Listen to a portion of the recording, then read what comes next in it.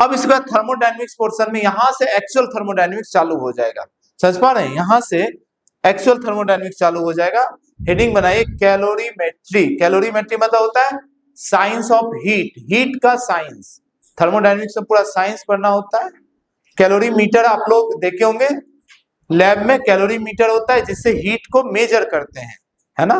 तो टॉपिक हो गया कैलोरीमेट्री, है ना, कैलोरीमेट्री, कैलोरीमेट्री, ठीक है। कैलोरीमेट्री हीट का साइंस, हीट के बारे में चीजें समझेंगे, कैलोरीमेट्री। यहां से देखो अभी तक जो मैंने दो टॉपिक आपको समझाया है, एक समझाया आपको टेम्परेचर, एक समझाया थर्मल एक्सपेंशन, दोनों सेपरेट टॉपिक था। इसका बाकी थर्मल साइंस में कुछ ज्यादा यूज नहीं है, पर यहां के बाद पूरा कंटिन्यूअस एक कंबाइंड पैकेज है। अभी जैसे पहली चीज समझेंगे हीट, फिर स्पेसिफिक हीट, फिर थर्मल कैपेसिटी, अब specific heat, degree of freedom, ये पूरा घूमते रहेगा, केटीजी, थर्मोडायनेमिक्स, समझ पा रहे हैं। तो यहाँ के बाद अब एक भी चीज अगर समझने में दिक्कत होगा तो मुश्किल है, जहां दिक्कत हो पूछिएगा, जो याद करने वाली चीज है उसे याद कीजिएगा। यहाँ के बाद जो है ना 10-15 क्लास का कंबाइंड पैकेज है ना, अगले 3 चैप्टर के लिए। अभी से इससे पहले 2 टॉपिक था सेपरेट सेपरेट, मैंने पढ़ा दिया, ठीक है। तो कैलोरीमेट्री में पहली चीज हम लोग फिर से वापस करेंगे हीट में। अब यहां से एक एक चीजें फॉर्मूला के रूप में पढ़ना चालू करेंगे। हीट का अभी तक फॉर्मूला नहीं पढ़े, यहां से न्यूमेरिकल बनना चालू होगा, ठीक है। आइए, तो हीट है क्या, तो हम लोग पहले समझे हीट जो है एक एनर्जी है। तो किसी बॉडी में हीट जो है ना ये इंटरनल एनर्जी के फॉर्म में रहता है। हीट जो है ये एक तरीके से इंटरनल एनर्जी के फॉर्म में रहता है। जैसे समझो एक बॉडी है, वो मान लीजिए 10 डिग्री सेल्सियस पे, और एक बॉडी जो है वो कुछ मान लो 50 डिग्री सेल्सियस पे है। तो हम क्या बोलेंगे, 10 डिग्री सेल्सियस वाला बॉडी का इंटरनल एनर्जी कम है, 50 डिग्री सेल्सियस वाले बॉडी का इंटरनल एनर्जी ज्यादा है। एक्चुअल में है क्या ज्यादा है इसमें, हीट, इसमें क्या ज्यादा है, कम हीट, समझ पा रहे हैं। पर हीट को हम लोग इंटरनल एनर्जी के फॉर्म में बोलते हैं, समझ पा रहे हैं। यहां बोलेंगे 10 डिग्री में, इसमें बोलेंगे लो इंटरनल एनर्जी या स्टोर एनर्जी, और इसमें है हाई इंटरनल एनर्जी, ठीक है। अब किसी तरीके से अगर दोनों बॉडी को कांटेक्ट में लाएं, ठीक है, तो कांटेक्ट में लाने पे दोनों बॉडी कॉमन टेम्परेचर अटेंड करेगा, यानी ये 10 डिग्री से थोड़ा ज्यादा हो जाएगा और ये 50 डिग्री से थोड़ा कम हो जाएगा। तो अगर दोनों को कांटेक्ट में लाए, कांटेक्ट में लाने से क्या होगा, both body attain a common temperature, दोनों बॉडी कॉमन टेम्परेचर अटेन करेगा, ठीक है। अब देखो 10 डिग्री 50 डिग्री ये तो बस ऐसा है, मैं नाम देता हूं, मान लो इसका नाम रखे T1, इसका नाम रखे T2, और हमारा T2 ज्यादा है T1 से, और कॉमन टेम्परेचर जो है इसका नाम रखे T। ये जो T है, ये जो T है वो T1 से ज्यादा होगा और T2 से कम हो जाएगा। क्या मेरी बात समझ पा रहे हैं, दोनों के बीच होगा। बीच का मतलब एवरेज नहीं है, कई बार आंसर आएगा बीच का, पर बीच का मतलब ये नहीं कि 10 + 30 सॉरी 10 + 50/2 यानी 60/2 यानी 30 डिग्री, ये नहीं, ये गलत है। हो सकता है 30 डिग्री आंसर आए कई बार, पर ये तरीका नहीं है एवरेज निकालने का। यहाँ पे कोई एवरेज टेम्परेचर नहीं होगा, दोनों के बीच कोई टेम्परेचर आएगा, ठीक है। आगे इसके लिए फॉर्मूला वगैरह समझेंगे। अब जो है हीट क्या है यहाँ पे, तो हीट का हम लोग पहला दिन पढ़े थे। हीट जो है फ्लो करता है कैसा, हाई टेम्परेचर से लो टेम्परेचर में।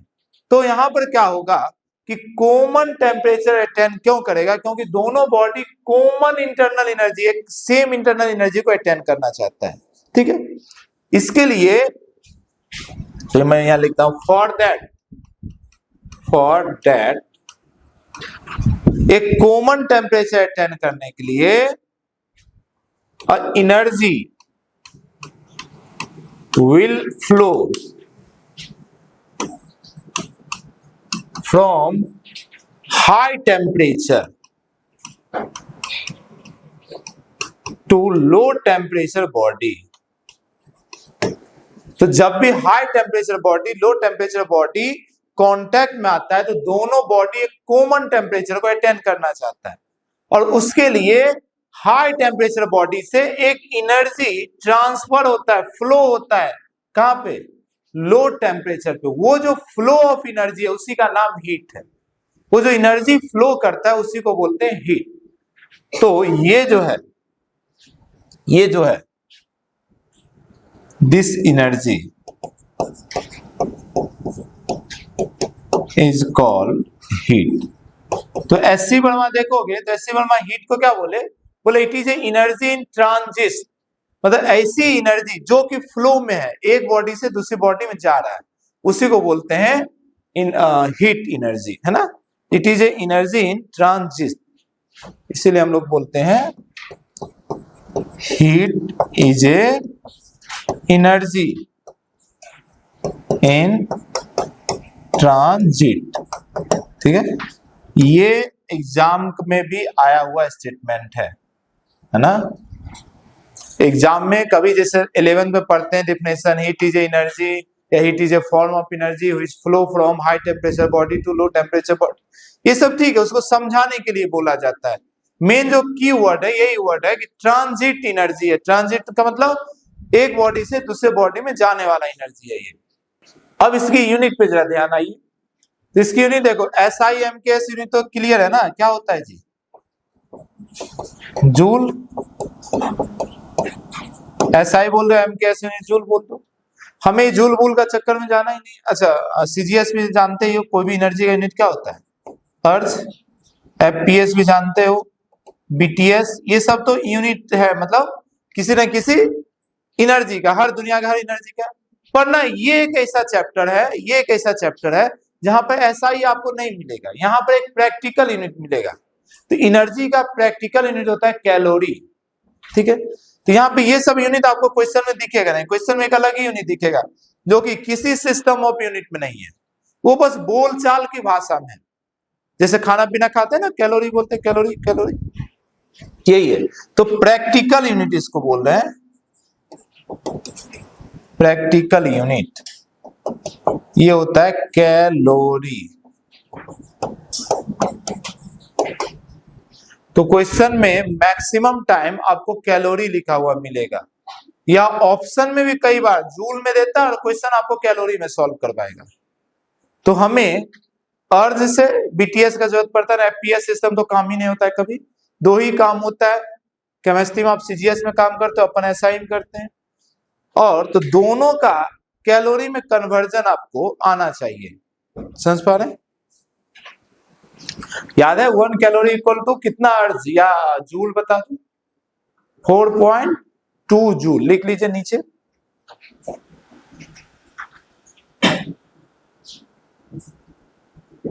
One calorie equal to 4.2 joule. दूसरा लिखिए 1 जूल इक्वल टू 10⁻⁷ अर्ज। यूनिट डायमेंशन में हम लोग ये कन्वर्ट भी किए हैं। 1 जूल इक्वल टू 10⁻⁷ अर्ज हो गया। ठीक है, हेडिंग बनाइए स्पेसिफिक हीट। हेडिंग बनाइए स्पेसिफिक हीट। ठीक है, हेडिंग बनाइए स्पेसिफिक हीट। ठीक है, देखिए स्पेसिफिक हीट बहुत ध्यान से पहले समझिए। अभी ना 3 टेम्परेचर को राइज करने के लिए इसमें कुछ हीट आप दिए, इसमें कुछ हीट दिए Q, और इस हीट देने से इसका कुछ टेम्परेचर, मान लो DT टेम्परेचर राइज किया। क्लियर है ना? तो ये कितना हीट दे ताकि इसकी DT टेम्परेचर राइज कर जाए? तो आंसर ये Q जो है ये दो चीजों पे डिपेंड करता है। Q डायरेक्टली प्रोपोर्शनल होता है मास पे भी, और Q डायरेक्टली प्रोपोर्शनल होता है DT पे भी। जैसे कोई बॉडी को मानो 10 डिग्री टेम्परेचर राइज कराना है और किसी बॉडी का 50 डिग्री टेम्परेचर राइज कराना है, किसमें ज्यादा हीट देना पड़ेगा? 50 डिग्री जिसमें राइज कराना है। क्या मेरी बात समझ पा रहे हैं? तो हीट कितना देना है वो डायरेक्टली प्रोपोर्शनल करेगा आपको चेंज इन टेम्परेचर जितना कराना है। क्या मेरी बात समझ पा रहे हैं?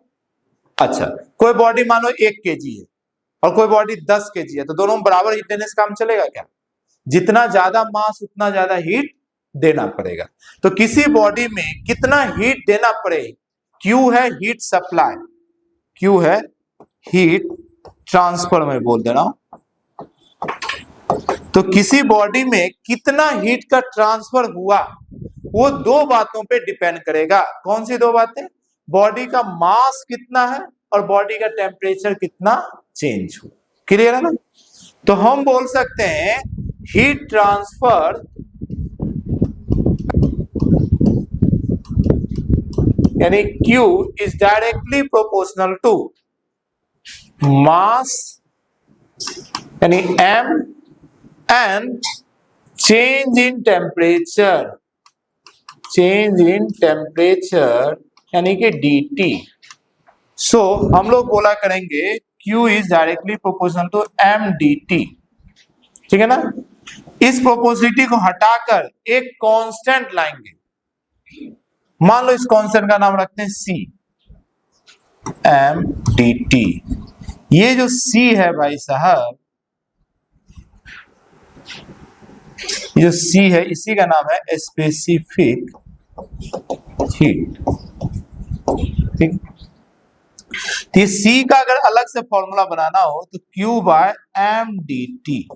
ठीक है, अब यहां समझिए फिजिक्स में डिफिनेशन कैसे बनाते हैं। जब भी कोई फॉर्मूला हो और आपको डिफिनेशन बनाना है, सामने वाले को छोड़ दो, बाकी का वैल्यू 1 रख दो। फिर समझो, सामने वाला C के सामने कौन है? Q, उसको छोड़ देना है और सारे का नाम क्या है? 1 रख देना है। यानी if M equal to 1, unit क्या होगा? kg, और dt इक्वल टू क्या? 1।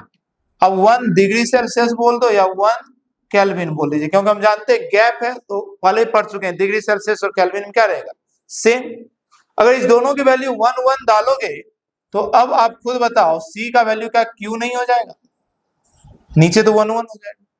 तो C का डिफिनेशन क्या बनेगा? बोलेंगे C is amount of heat required to raise unit temperature of unit kg mass. 1 kg mass को 1 डिग्री टेम्परेचर राइज करने के लिए जितना हीट चाहिए उसी को क्या बोलेंगे? Specific heat. क्या मेरी बात समझ पा रहे हैं? इसका अगर यूनिट बनाना है तो यूनिट भी बना सकते हैं, जूल मास का kg, और इधर केल्विन बोल दीजिए या डिग्री सेल्सियस बोल दीजिए। ठीक है, नोट कीजिए जरा इतनी बात। सीजीएस यूनिट की चाव बना दो साथ में। देखो सीजीएस में कैलोरी हो जाएगा, केजी की जगह ग्राम, और इधर जो भी रखना है सेल्सियस इसमें रखिए, कोई दिक्कत नहीं है। सेल्सियस या केल्विन जो भी रखना है रखिए, सीजीएस में कोई दिक्कत वाली बात नहीं है। पहले डिफिनेशन लिख लेते हैं, एक लाइन में लिख लीजिए, एक लाइन में डिफिनेशन लिख लीजिए। देखिए, specific heat is the amount of heat, specific heat is the amount of heat, specific heat is the amount of heat required to rise the temperature by unit degree Celsius or Kelvin, unit degree Celsius or Kelvin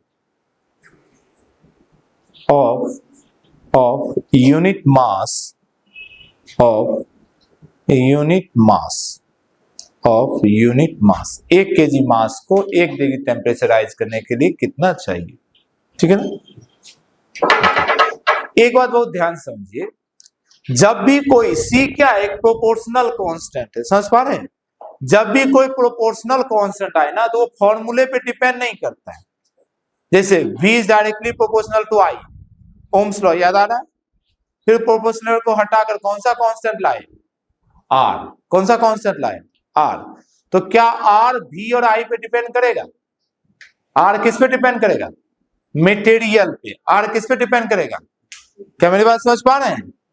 same इसी तरीके से जैसे C आया यहां proportional को हटाकर, तो सी के फॉर्मूले में जरूर है Q by M D T, पर क्या सी क्यू एम और डी टी पे डिपेंड करेगा? आंसर है नहीं डिपेंड करेगा। ये किस पे डिपेंड करेगा? मटेरियल पे। समझ पा रहे हैं? तो नेक्स्ट पॉइंट देखिए, specific heat depend on, specific heat depend on nature of material, specific heat depend on nature of material, specific heat depend on nature of material. ठीक है, अब यहां से बहुत ध्यान से देखिए, आप जैसा कि देख पा रहे हैं कि Q is directly proportional to, अच्छा यहां छोड़ो,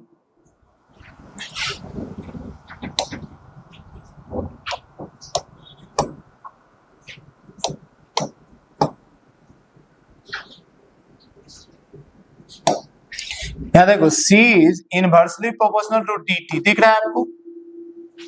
C is inversely proportional to dt। ठीक है, तो अगर किसी का टेम्परेचर ज्यादा राइज कराना चाहते हैं, C का वैल्यू क्या चाहिए? कम। क्लियर है? अब मानो घर में आपको पानी बॉयल करना है, तो डायरेक्ट पानी को तो बॉयल नहीं कर सकते, उसको किसी न किसी कंटेनर के अंदर लाना पड़ेगा। तो वो जो कंटेनर होगा, जो बर्तन होगा, कुकिंग यूटेंसिल्स जो होगा, उसकी सी आप क्या चाहोगे, ज्यादा हो या कम हो? तुरंत गर्म हो जाए या धीरे धीरे गर्म हो जाए? आप जो भी बर्तन यूज कर रहे हो किचन में, आप क्या चाहते हो, आग पे दें तो तुरंत वो गर्म हो जाए, 1-2 घंटा लगे उसको गर्म होने में? तुरंत गर्म हो जाए। समझ पा रहे हैं? तो तुरंत उसकी टेम्परेचर राइज करे तो उसका सी क्या रखना पड़ेगा? कम। समझ पा रहे हैं? तो ये क्वेश्चन आया है, घर में जो भी किचन में जो कुकिंग यूटेंसिल्स होता है, उसका सी का वैल्यू क्या होना चाहिए? कम। समझ पा रहे हैं? तो लिख लीजिए, cooking utensils, cooking utensils should have, cooking utensils मतलब घर का जो भी बर्तन है, should have low value of specific heat, should have low value of specific heat. Specific heat का वैल्यू कम रखने से क्या होगा? उसकी टेम्परेचर जल्दी राइज होगा। क्या बात है? समझ पा रहे हैं? Should have low value of specific heat. ठीक है, ओके। 1-2 वैल्यू लिख लीजिए स्पेसिफिक हीट। वाटर का स्पेसिफिक हीट लिख लीजिए, सी ऑफ वाटर,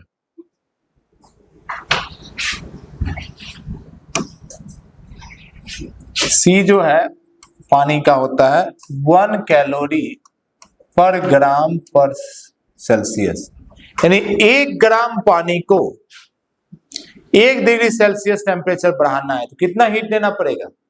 1 कैलोरी। क्या मेरी बात समझ पा रहे? बताओ ये ज्यादा है या कम है? कोई चीज की सही जानकारी मिलता है एसआई में, ये कौन सा यूनिट हो गया? सीजीएस। इसको बदलोगे जब 4.2 इसको केजी में बदलेंगे तो ये आ जाएगा 4200 जूल पर केजी पर डिग्री सेल्सियस। यानी 1 केजी पानी को 1 डिग्री टेम्परेचर बढ़ाने के लिए कितना एनर्जी देना पड़ेगा? 4200 जूल। सर इतनी जूल में आप मर जाओगे, तो इतनी ज्यादा एनर्जी देना पड़ता है। इसी कारण से वाटर को यूज किया जाता है, water used as a coolant.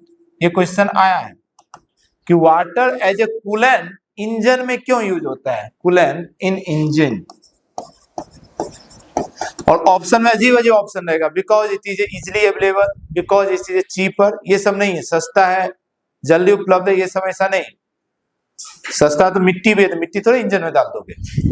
तो इसके पीछे का रीजन ये है कि ये अच्छी कूलेंट इसलिए कि ज्यादा हीट को एब्जॉर्ब कर लेता है। जैसे समझो गाड़ी होता है कि गाड़ी जब चलता है तो चलने के बाद हीट डेवलप होता है।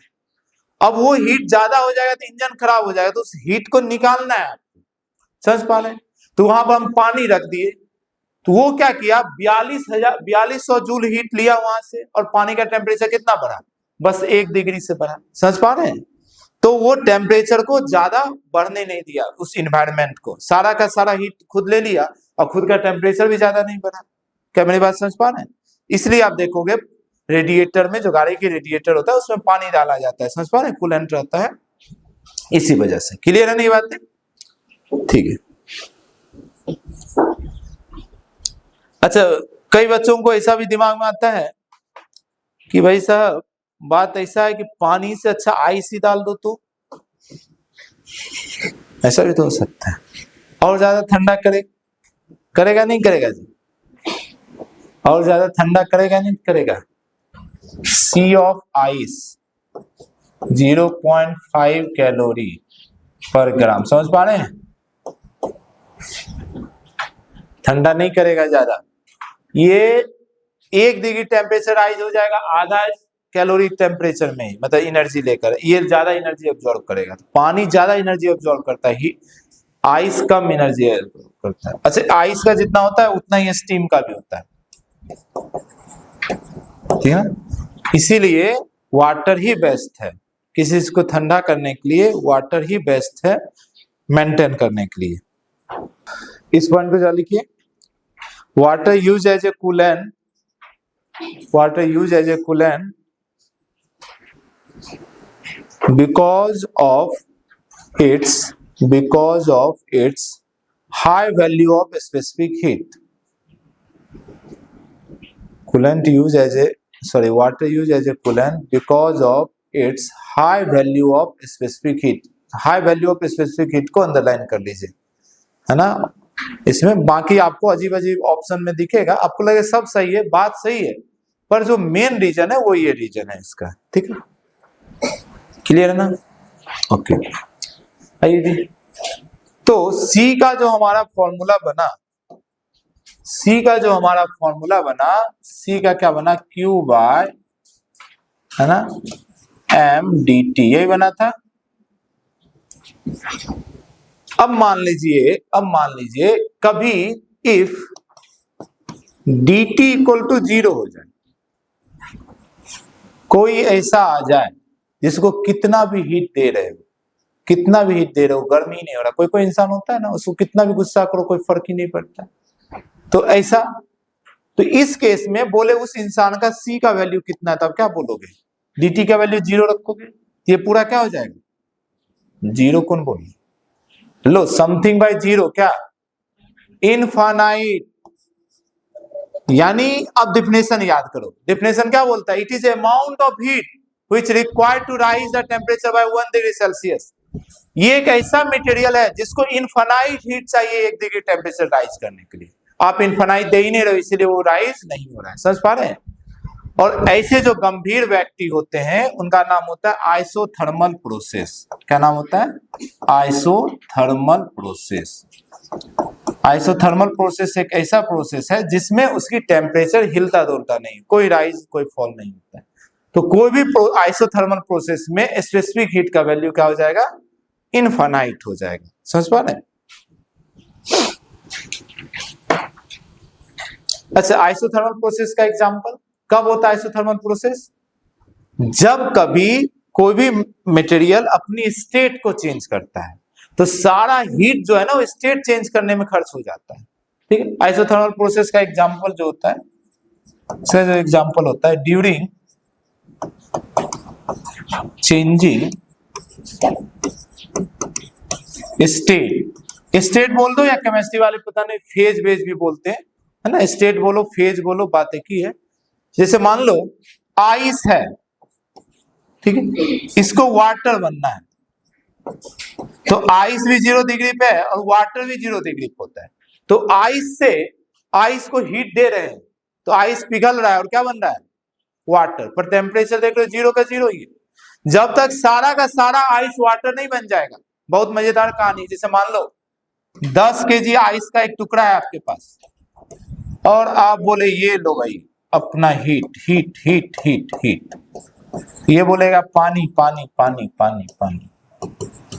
तो आइस अगर है, ध्यान से देखो, आप कितना भी हीट दे दीजिए, ये 10 केजी आइस जब तक 10 केजी वाटर में कन्वर्ट ना हो जाए, शुरू में तो ऐसा होगा कि 1 केजी पानी बचा, 9 केजी आइस है। क्या बात समझ पा रहे हैं?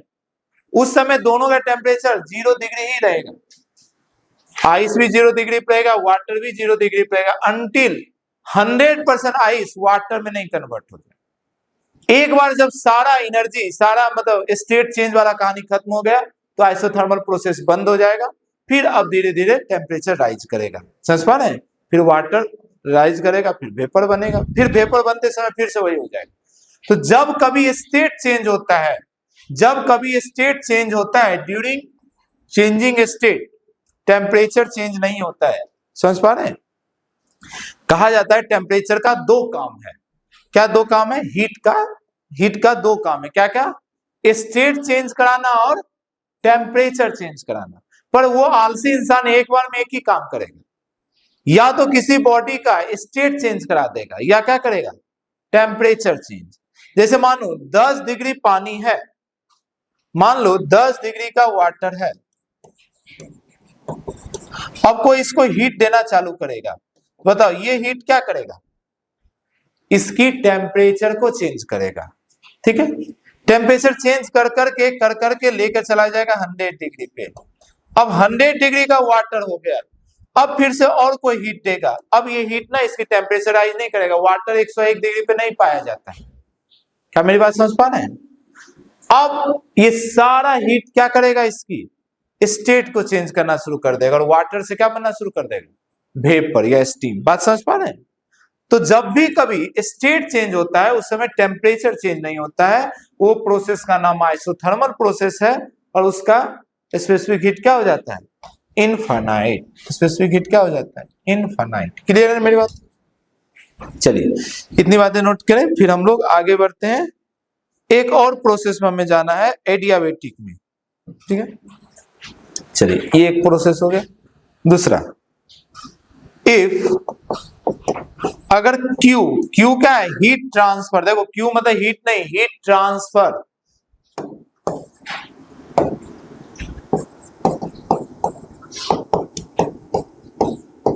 इफ हीट ट्रांसफर Q ये 0 हो जाए, अब जरा बताओ C क्या हो जाएगा? Q का वैल्यू अगर 0 रख दिए तो C का वैल्यू कितना? 0।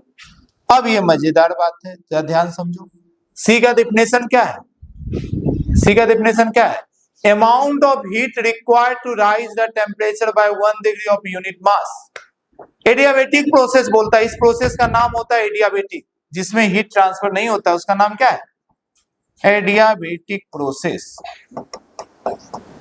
ये प्रोसेस बोलता है भाई साहब बिना हीट दिए ही हम टेम्परेचर को राइज करा देंगे। देख लो कितना मैजिक है, समझ पा रहे हैं? ये प्रोसेस बोलता है कि आपको कोई हीट की जरूरत नहीं है, 1 डिग्री टेम्परेचर हम राइज करा देंगे, 2 डिग्री, जितना है 0 टेम्परेचर तो राइज हो। ऐसा होता है क्या? होता है। आप ना कोई भी एडियाबेटिक प्रोसेस लीजिए, एक सिस्टम लीजिए एडियाबेटिक सिस्टम। एडियाबेटिक सिस्टम का घर में कौन सा एग्जांपल है? थर्मस जो हमारा है ना, नियर टू एडियाबेटिक है। तुरंत में हीट तो ट्रांसफर नहीं होता है ना, 10 घंटे 12 घंटे लगते हैं, उसमें कॉफी चाय कुछ भी रख दो गर्म। तो मान लीजिए एक थर्मस में पानी रख दिए, ठीक है? उसका टेम्परेचर मेजर करो थर्मामीटर से। मान लो वो टेम्परेचर आपका आया, रूम टेम्परेचर रखोगे, मान लो नॉर्मली 25 डिग्री आया, ठीक है?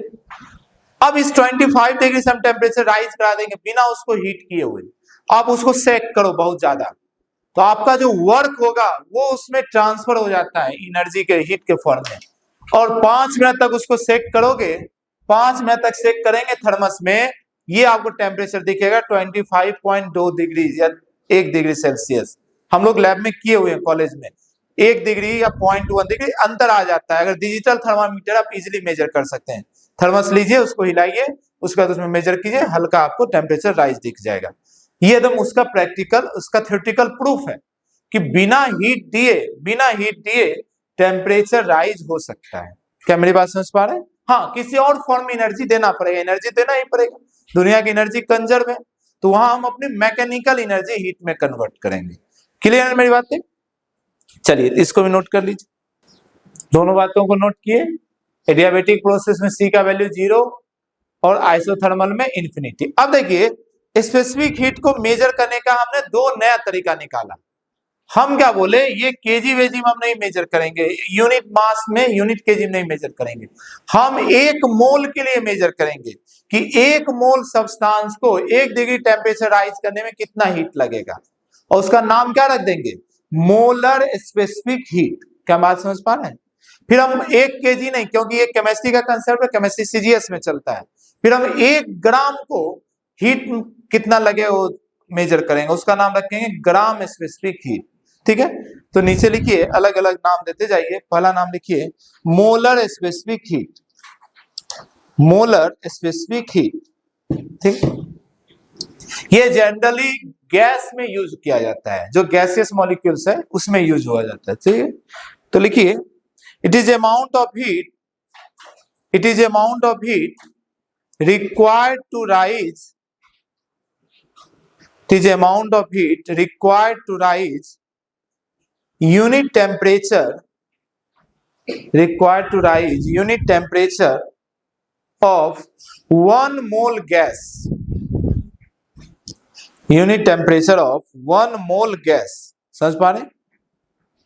यहां मैं CM बोल दे रहा हूं, specific heat molar, amount of heat required to raise कितना, मोल, तो मोल को सिंबल N है केमिस्ट्री में, है ना, बाय यूनिट टेम्परेचर TT। तो ये फॉर्मूला हो जाएगा।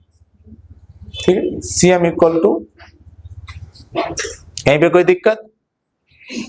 दूसरा लिखिए, दूसरा लिखिए, ये फॉर्मूला बना लीजिए। दूसरा लिखिए, N क्या है, नंबर ऑफ मोल, N है नंबर ऑफ मोल। अच्छा, नंबर ऑफ मोल निकालने का तरीका, given mass by molar mass. लो, पक्का ना? तो small m by capital M, ये है गिवन मास और ये है मोलर मास। ठीक, हाँ। दूसरा लिखिए ग्राम स्पेसिफिक हीट, दूसरा लिखिए ग्राम स्पेसिफिक हीट CG। तो ये वही हो जाएगा, डेफिनेशन लिख लेना, लिख लो, amount of heat required to raise unit temperature of 1 gram substance,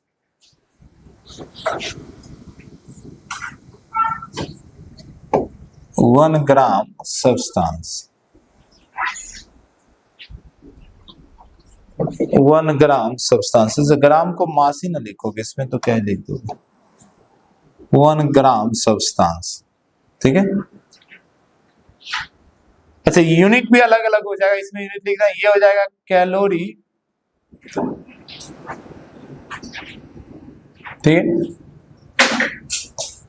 पर मोल पर डिग्री सेल्सियस। ठीक है, और ये हो जाएगा कैलोरी पर ग्राम पर डिग्री सेल्सियस। ठीक है ना, यूनिट भी अलग अलग हो जाएगा। ठीक है, यूनिट भी आपका अलग अलग हो जाएगा। अब दोनों में ना एक रिलेशन पूछा जाता है, दोनों में एक रिलेशन भी पूछा जाता है कई बार। आइए, relation between CM and CG। ठीक है, देखिए CM समझ पा रहे हैं ना, मोलर स्पेसिफिक हीट, CG समझ पा रहे हैं ना, ग्राम स्पेसिफिक हीट। तो CM CG में कैसे रिलेशन लेकर आएंगे, Q by N dt। N को हम लोग क्या लिख सकते हैं, M बाय M, तो जाएगा Q by small m by capital M into dt। और इस पूरे को देखो, इस पूरे को तो यही है CG, ये तो है, तो CM हो गया CG बाय M। M है मोलर वेट या मोलर मास, तो यहां से रिलेशन आराम से बन गया, CG इक्वल टू M को इधर भेज दीजिए, M टाइम्स CM। M है मोलर मास। ठीक है, तो यहां से आप अगर मोलर मास मालूम हो तो कन्वर्ट कर सकते हैं। अच्छा देखो देखो देखो देखो, एक गलती हुआ, एक गलती हुआ ना। क्या गलती हुआ बताओ जल्दी। ये M कहां जाएगा जी, एक सेकंड रुको, एक सेकंड। CM इक्वल टू, ये M ऊपर चला जाएगा, M times Q by small m dt, ये तो ऊपर जाएगा, और ये पूरा हो गया आपका CG। ठीक है ना, तो ये बनेगा CM equal to M times CG। वही तो मैं बोल रहा हूं, उल्टा हो गया वहां, उसको मत लिखना।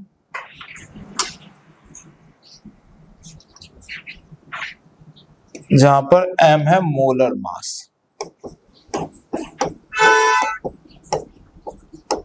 ठीक है, चलिए